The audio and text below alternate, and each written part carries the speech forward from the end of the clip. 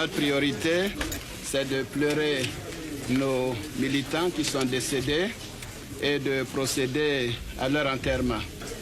Nous avons beaucoup discuté des questions sécuritaires, la nécessité de faire en sorte que les forces de l'ordre deviennent véritablement républicaines, qu'elles ne prennent pas parti pour tel ou tel groupe ou parti et qu'elles fassent leur travail comme les forces de l'ordre doivent le faire, sans brutalité, sans tuerie.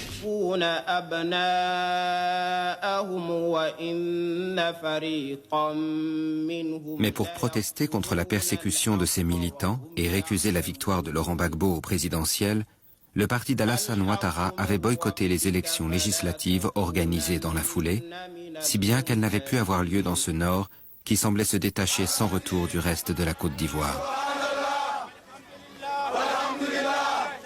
Et comme si le massacre d'octobre 2000 avait libéré les forces de la division, que le vieux avait conjuré durant tout son règne, une éruption sans précédent se préparait à présent dans les profondeurs du pays, que 10 ans de rivalité pour le pouvoir avaient transformé en volcan.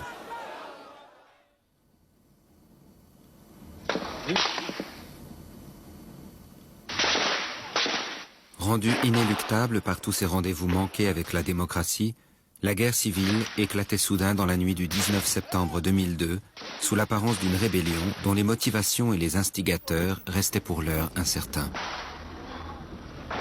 C'était une nuit terrible.